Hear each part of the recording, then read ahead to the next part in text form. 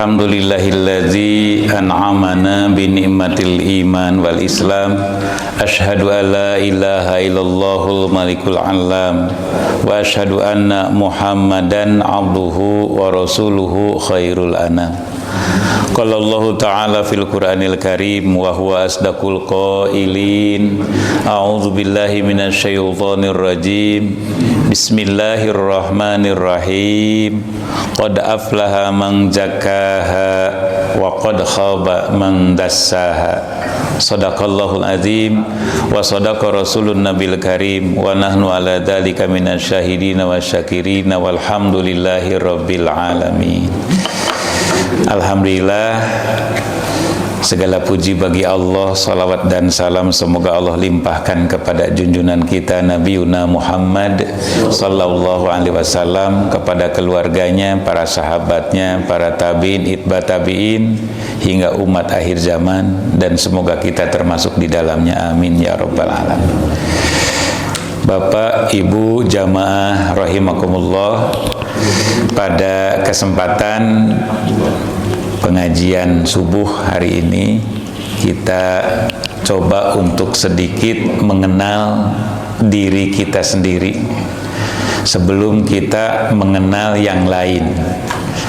Sebab dengan mengutamakan pengenalan terhadap diri sendiri, insya Allah akan mengenal di luar diri dengan baik. Tapi sebaliknya, jika mengenal di luar dirinya didahulukan tanpa mengenal dirinya sendiri, ini umumnya atau biasanya mengenal di luar dirinya kurang baik, walaupun tidak disebut tidak baik gitu.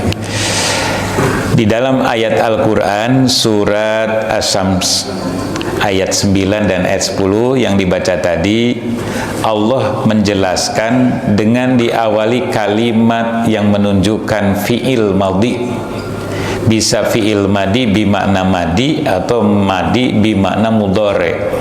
Artinya kalimat yang menunjukkan telah, tetapi bisa juga diartikan kalimat telah tapi menunjukkan akan atau sedang.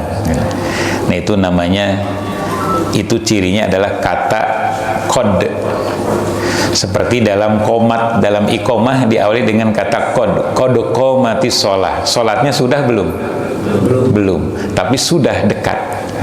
Beda dengan azan. Kalau adzan itu masih lama, maka tidak diawali dengan kata qad.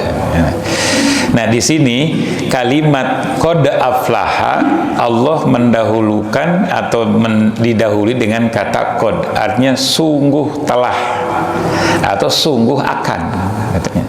Sungguh telah beruntung atau sungguh akan beruntung. Jadi sungguh-sungguh, benar-benar gitu. Kalau qad itu benar-benar. Qad qomatis shalah, sungguh sudah dekat waktu mendirikan sholat. Kalau adzan baru pemberitahuan bahwa waktu sholat sudah dekat, sudah masuk. Tapi kalau iqomah, qad qomatis shalah, waktu mendirikan sholat sudah dekat.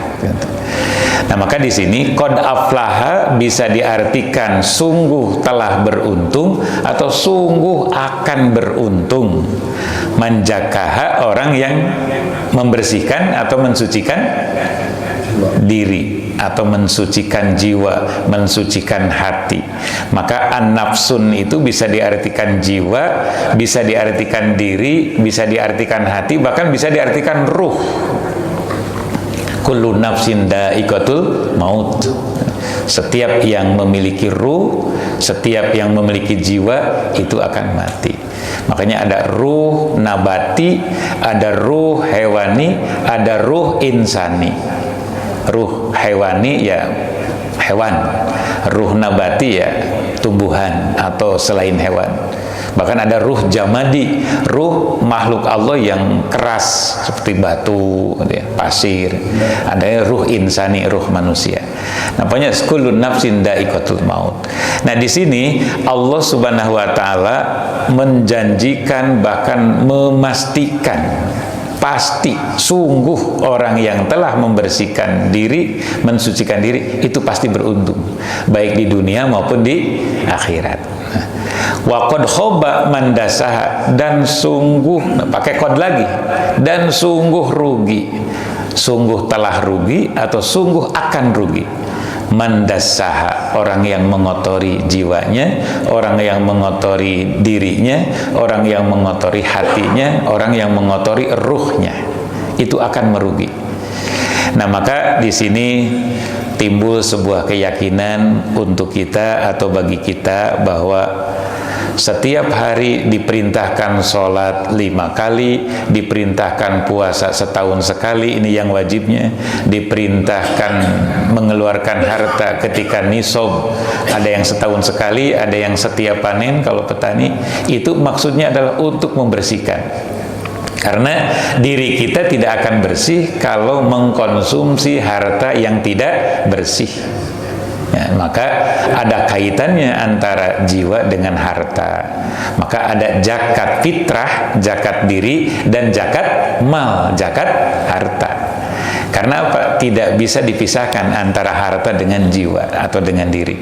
Kalaupun orang itu rajin zakat fitrah, kalau tidak zakat mal, karena padahal nisab, itu juga tidak akan bersih. Atau sebaliknya, dia rajin zakat mal setiap tahun, tapi tidak zakat fitrah, ini pun sama, tidak akan bersih.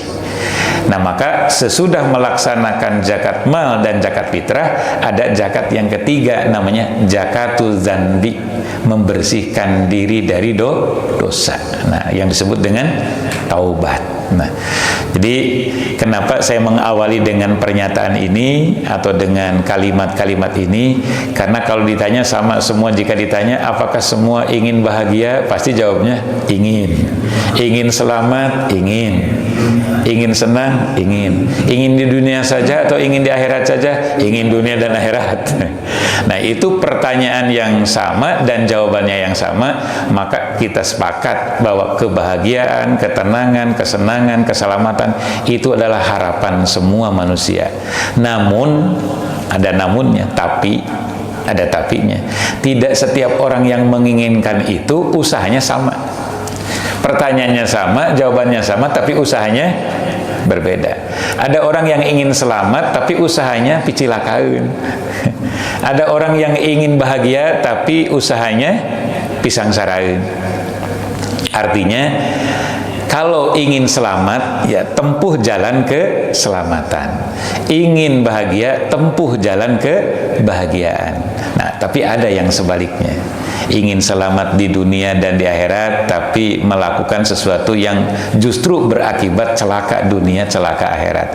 Ingin beruntung di dunia dan akhirat, tapi terkadang melakukan sesuatu yang merugikan di dunia dan merugikan di akhirat. Nah, maka kita sepakat, jika menghendaki kebahagiaan dunia dan akhirat, keselamatan dunia dan akhirat, maka kunci yang pertama adalah manjakaha. Bersihkan diri, bersihkan jiwa, bersihkan hati, bersihkan ruh. Jangan sampai sesudah bersih, kita sekarang anggap saja, mudah-mudahan, amin ya robbal alamin, pagi ini kita sudah membersihkan diri dengan sholat.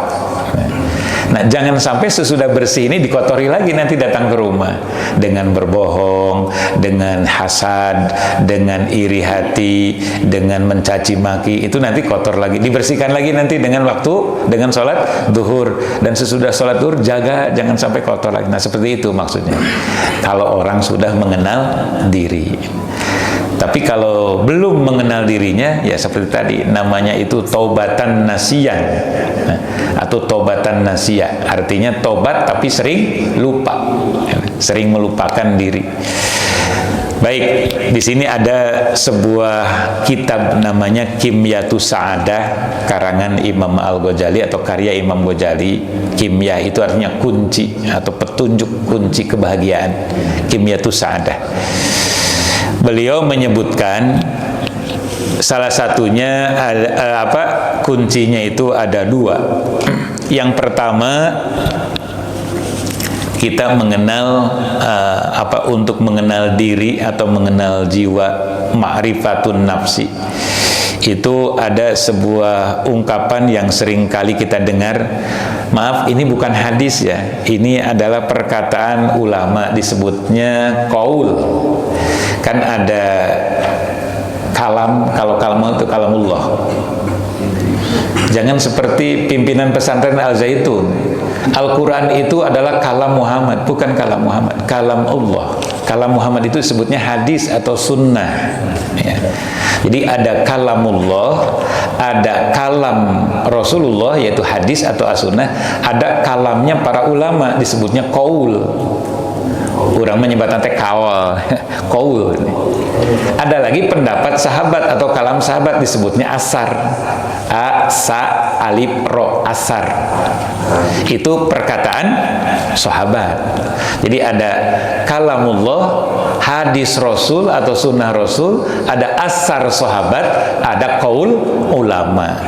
Nah, jadi sering ada atau pernah mendengar dalam hadis Nabi, man arofa nafsahu faqad arofa robbahu, itu bukan hadis. Itu adalah asar. Ada qaul ulama yang bernama Syekh Yahya bin Mu'ad Ar-Razi mengatakan man arofa nafsahu faqad arofa robbahu. Barang siapa yang sudah mengenal dirinya, dia cenderung akan mengenal Tuhannya. Nanti bagaimana prosesnya dari seorang mengenal dirinya sampai mengenal Tuhannya. Baik, dalam pandangan Imam Ghazali, hakikat manusia, diri manusia itu atau hakikoh an-nafsa itu ada dua. Yang pertama adalah diri yang selalu menimbulkan kemarahan dan syahwat, artinya cenderung melakukan negatif. Itu satu. Yang kedua adalah diri, jiwa, hati atau ruh manusia yang memiliki sifat lembut, yaitu hakikat diri manusia. Jadi pada dasarnya manusia itu lembut. Manusia itu lembut, manusia itu baik. Kenapa? Karena setiap bayi yang lahir itu dalam keadaan suci. Nah, kalau itu hadis Rasul, kullu mauludin yuladu alal fitrah. Jadi setiap bayi yang lahir dari rahim siapapun, maaf, walaupun bayi itu hasil zina, tetap bayi itu suci. Nah, barulah lahir ke dunia terkontaminasi. Fa'abawahu yuhawidanihi au yunasironihi au yumajisanihi. Maka tergantung ibu bapaknya yang akan memajusikan, meyahudikan, memajusikan atau menasronikan. Jadi pada dasarnya sama, adalah fitrah. Nah, ulama hadis menjelaskan fitrah itu artinya fil Islam, yakni terlahir dalam keadaan Islam. Islam itu ya selamat, bersih, sehat, suci gitu. Nah, maka pernah belum saya menyampaikan bahwa Bapak itu ada 3? Pernah ya? Belum? Belum? Al-aba'u salasun. Jadi Bapak itu atau ayah itu ada 3. Yang pertama adalah abun waladaka, bapak yang melahirkan kamu. Jadi yang melahirkan bukan ibu ya, bapak. Yang pertama yang melahirkan manusia itu bapak. Hanya dititipkan, disimpan di rahim ibu. Karena tidak mungkin kecuali Sayyidah Maryam, seorang wanita tanpa ada pasangan bisa membuahkan anak. Jadi yang melahirkan itu bapak. Yang kedua, abun alamaka, abun jawajaka, bapak yang menikahkan kamu. Yaitu siapa? Wali atau mertua laki-laki. Yang ketiga adalah abun alamaka, bapak yang mengajar kamu. Yaitu ya bapak guru, ya bapak pengajar atau bapak dosen, bapak kiai dan sebagainya. Nah, itu yang ketiga golongan ini bapak disebutnya. Maka muliakannya. Walau harfan, walaupun orang itu mengajarkan hanya satu kalimat atau satu huruf, itu anggap guru. Contoh, ketika Al-Imam Syafi'i rahimahullah sedang mengarang kitab bab Toharoh, kalau tidak salah pernah disampaikan, sedang menyusun bab Toharoh. Toharoh itu kan salah satunya kaitan dengan masalah darah, yaitu yang disebut dengan bab haid. Nah, karena Imam Syafi'i tidak mungkin harus bertanya atau menanyakan kepada setiap wanita, ibu berapa hari haidnya, atau teteh berapa hari haidnya, gak mungkin. Maka ketika itu ada seorang preman yang pada saat itu mungkin agak kenal dengan Imam Syafi'i. Maka dipanggillah, man, kan dia ya preman itu. Tolong ya, ini bawa pulpen dan kertas. Kamu data ibu-ibu yang kamu ketemu di pasar, di terminal, di jalan. Ya minimal sekian orang ya. Anggap saja itu sebagai apa namanya? Survei lah gitu. Nah kemudian didatalah ibu bapak dari sekian banyak wanita yang ditanya, macam-macam jawabannya. Ada saya mah kalau haid itu hanya 1 hari 1 malam, saya mah hanya 1 minggu, saya mah hanya 6 hari 5 hari terus, saya mah sedikit paling ya setetes udah berhenti. Ya kadang ada yang lebih dari 2 minggu. Nah maka disimpulkanlah oleh Imam Syafi'i, ternyata kebanyakan wanita masa haid itu 2 minggu, hanya rata-rata 1 minggu, paling sedikit setetes. Dan jika di luar 2 minggu itu jarang, yang lebih dari 2 minggu jarang. Maka disimpulkan yang keluar dari 2 minggu itu adalah istihadah, darah penyakit. Nah itu hasil penelitian. Nah maka di sini Imam Ghazali pun menyimpulkan manusia itu memiliki jiwa 2 itu hasil survei. Kalau tidak amarah ya apa namanya, mutmainnah gitu. Kalau tidak marah ya lembut gitu. Kalau tidak baik ya jelek. Nah itu kesimpulan.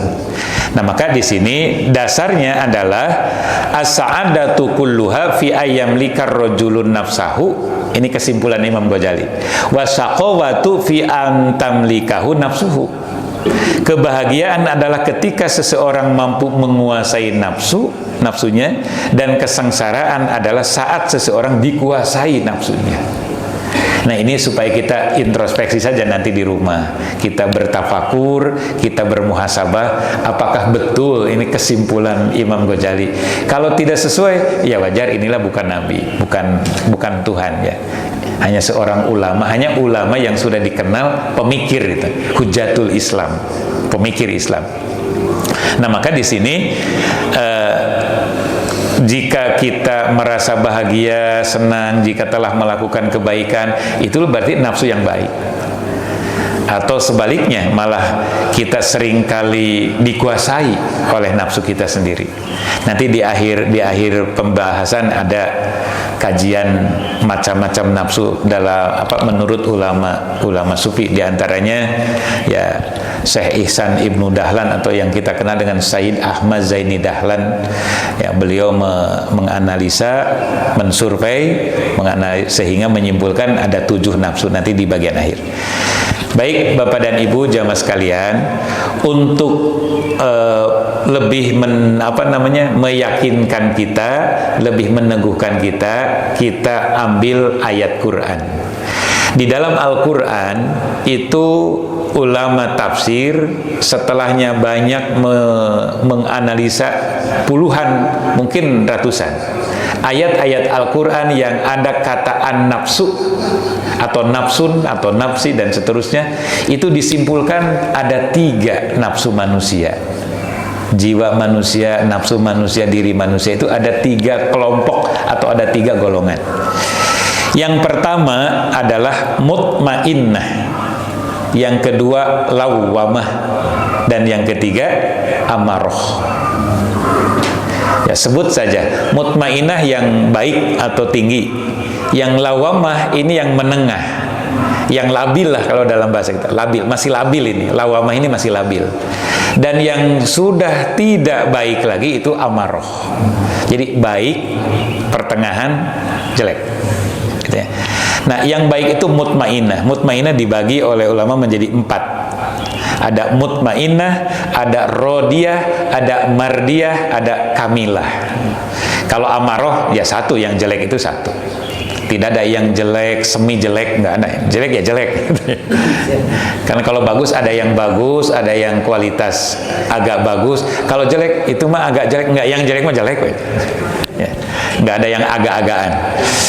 Nah kemudian kalau yang pertengahan ini yang kita kenal dengan istilah lawwamah, ini ada 2, ada lawwamah, ada mulhamah. Ragu-ragu itu kan kita sering mengalami ragu-ragu pada kebaikan, ragu-ragu pada keburukan. Maka disebutnya ada yang dalam kebaikan lawwamah, yang dalam keburukan ini mulhamah. Nah, maka disimpulkan ada 7 nafsu itu. Dijabarkan lagi ada 7. Pada intinya ada 3. Yang pertama, kita nanti masuknya kemana? Ke mutmainnah atau lawamah atau amaroh, atau ketiga-tiganya ada dalam diri kita, atau sering ada amarahnya, sering ada lawamahnya, atau sering ada mutmainnahnya, atau tidak ada sama sekali, berarti tidak punya nafsu.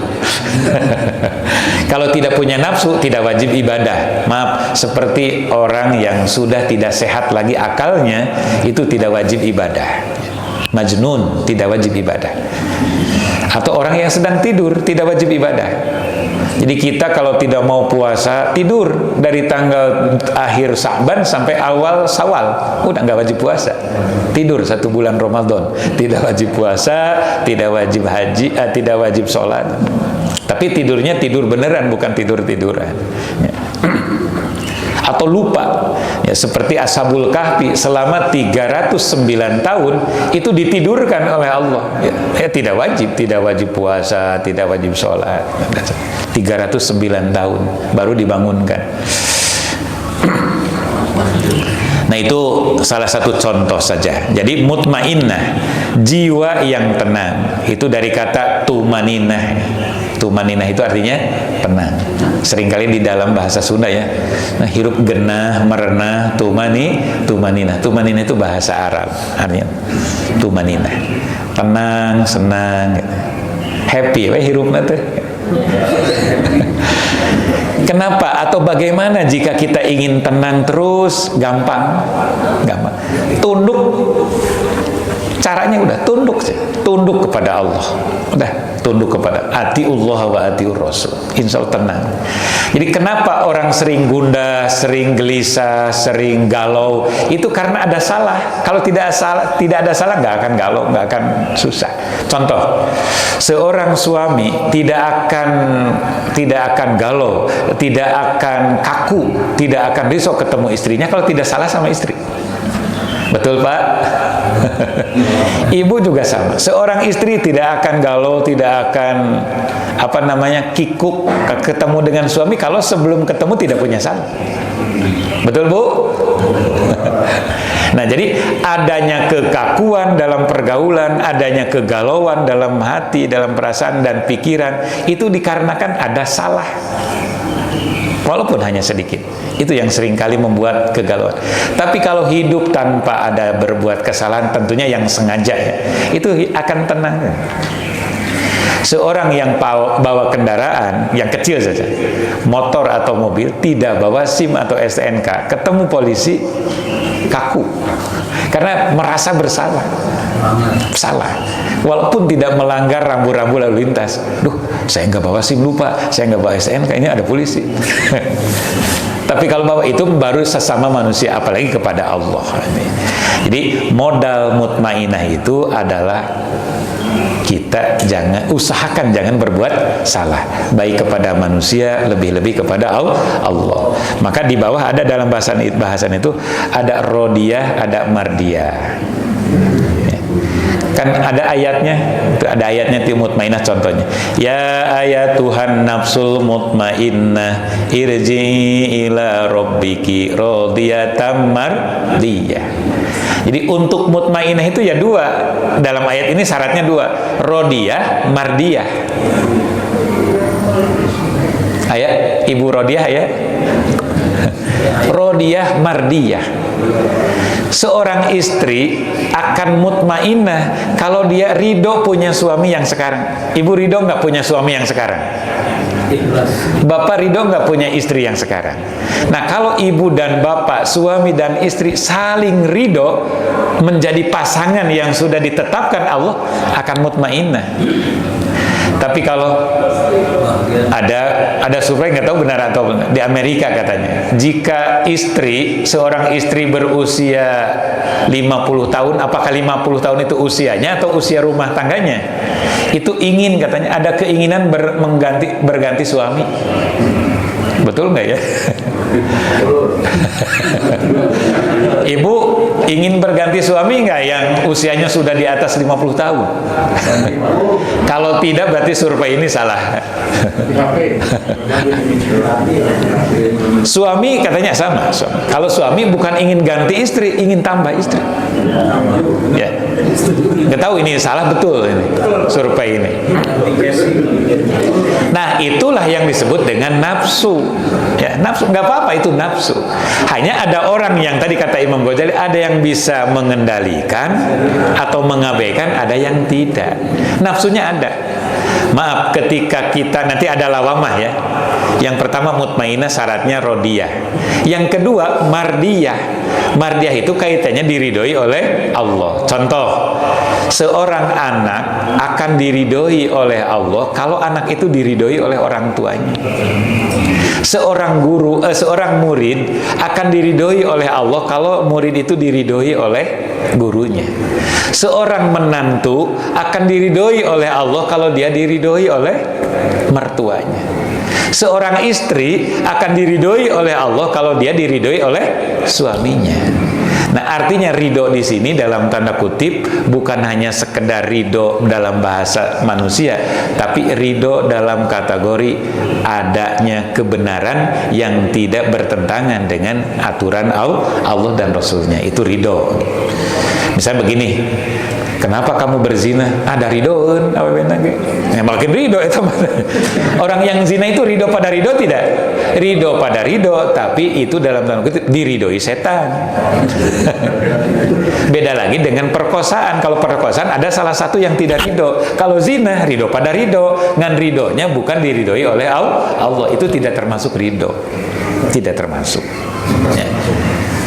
Mencuri dengan paksa atau merampok. Kenapa kamu merampok? Anda geus dipasihkeun kuno boga nanya dipasihkeun ge da teu ridhoeun maksa. Ya. Jadi intinya adalah yang dimaksud dengan rodiyah mardiyah ukurannya adalah ridho kepada Allah dan Allah ridho kepada kita. Ayatnya dibaca tadi dalam waktu sholat. Radiyallahu anhum wa radu an. Radiyallahu anhum. Allah ridho kepada mereka, wa radu anhu, dan mereka ridho kepada Allah. Ya, awalnya kan iman. Jadi kalau orang yang beriman Allah ridho, orang yang bertakwa Allah ridho, dan dirinya ridho. Nah, ini yang sudah mulai hilang, Pak. Saya menganalisa ini sudah mulai hilang, baik di lingkungan pendidikan, sekolah, madrasah atau pesantren. Sudah mulai hilang. Walaupun tidak hilang sama sekali, sudah mulai berkurang. Raditu billahi robba wa bil islami dina wa bi Muhammadin nabiyya wa rasula. Kalau bacaannya belum hilang, tapi esensi dari bacaan itu sudah mulai hilang. Raditu billahi robba, apa artinya? Aku ridho Allah sebagai Tuhan. Kalau ridho Allah sebagai Tuhan, kenapa tidak mau diatur oleh Allah? Kemudian wabil islami dina, aku ridho Islam sebagai agama, kenapa tidak mau diatur oleh aturan agama Islam? Wabi Muhammadin nabiyya wa rasula, aku ridho Muhammad sebagai nabi dan rasul, kenapa tidak mau mencontoh sunnah-sunnah rasul? Nah, ini barangkali sudah mulai berkurang, lama-lama bisa hilang, atau paling tidak ya menipis. Sekarang orang sudah cenderung ya malas mengaji, malas belajar. Padahal belajar itu atau ngaji rutin seperti ini wajib hukum. Wajibnya wajib ain, bukan wajib kifayah. Nah, kalau tabligh akbar itu wajib kifayah. Misalnya di sini di lapang ada pengajian umum dalam rangka memperingati hari tanggal 1 Muharram, nanti hari Rabu misalnya. Tahun baru Islam. Yang hadir 3 orang, cukup. Cukup terwakili satu Taman Mutiara. Tapi kalau ngaji rutinan mingguan, harian, itu adalah rutin. Kalau tidak ada udur, itu wajib hukum.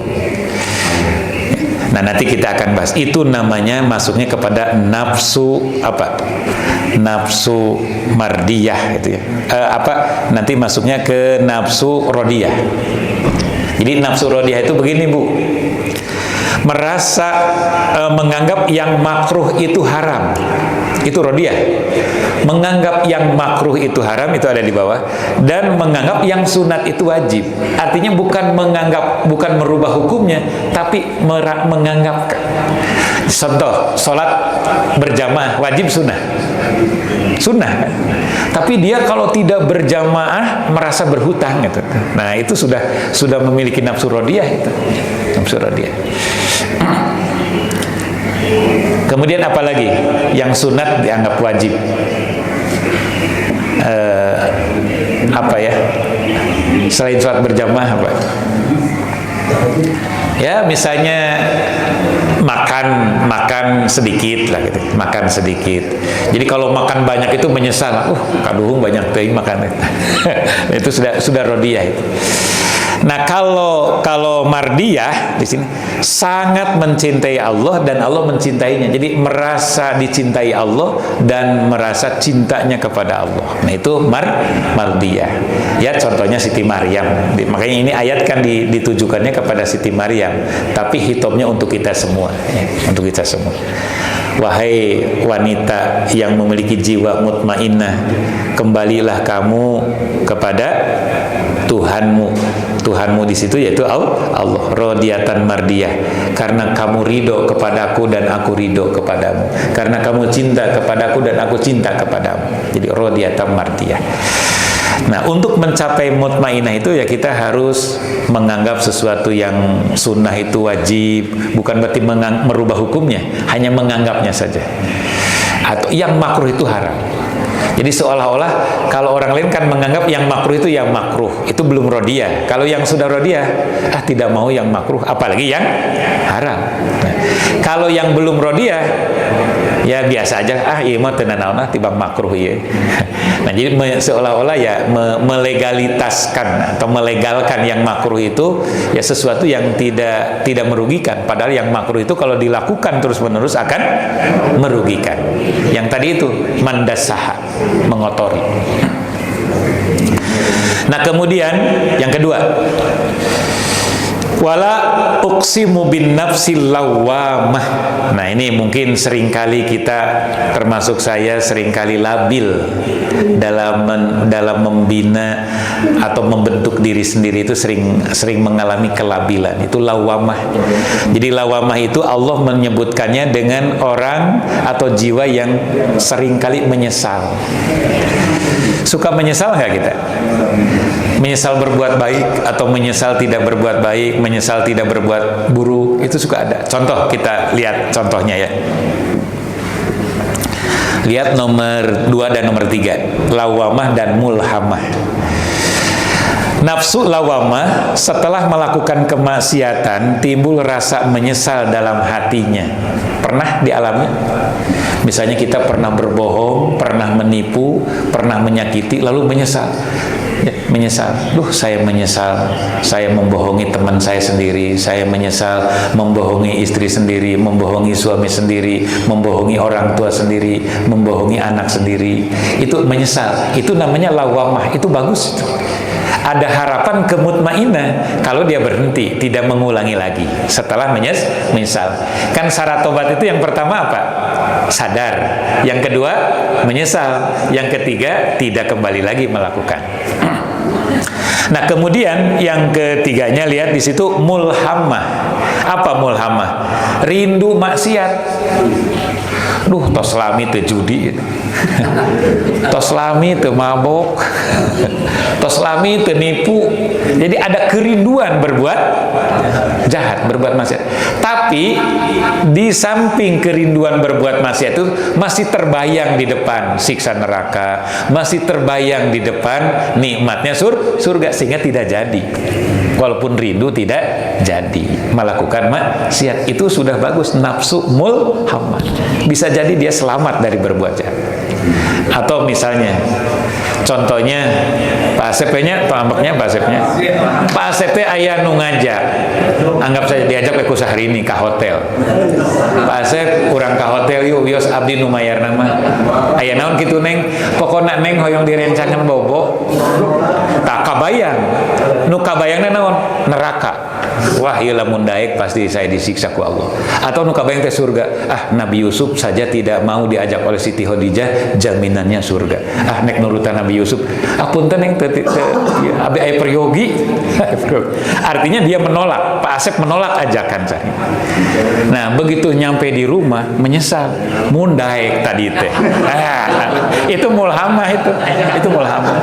Mun tadi teh daek moal apaleun batur, tidak akan ada yang tahu orang lain. Ya. Nah, itu namanya penyesalan mulhamah. Ya. Tapi masih bagus karena tidak jadi melakukan maksiat. Tapi dengan penyesalan itu jadi jelek. Ya. Atau bapak-bapak bawa uang 10.000, 5.000-an dua, dimasukkan ketika sholat Jumat 5.000 ke canceling masjid. Yang 5.000-nya nanti buat jajan di jalan atau buat apa. Pas datang ke rumah atau mau diperlukan, nggak ada uang itu yang 5.000. Menyesal. Kaduhung teu dilebetkeun sadayana. Itu menyesal yang lawamah. Lawamah itu kan jadi menyesali karena tidak berbuat baik. Yang coba kalau dimasukkan 10.000 kan. Kalau yang mulhamah yang menyesal jelek misalnya apa tadi itu ketemu musuh padahal kalau dilempar dia tidak akan pas kaduhung teu dibaledog. Nah itu mulhamah. Nah jadi sekali lagi kesimpulannya nanti ada tanya jawab, ada beberapa, kalau ada yang mau ditanyakan ada beberapa menit menjelang waktu isyraq. Jadi kesimpulannya, jika kita ingin hidup tenang, ingin hidup senang, ingin hidup bahagia, ingin hidup selamat dunia dan akhirat, ya kita harus belajar terus menganalisa diri kita sendiri dengan cara yang pertama adalah rodiyah. Ya. Apa rodiyah tadi?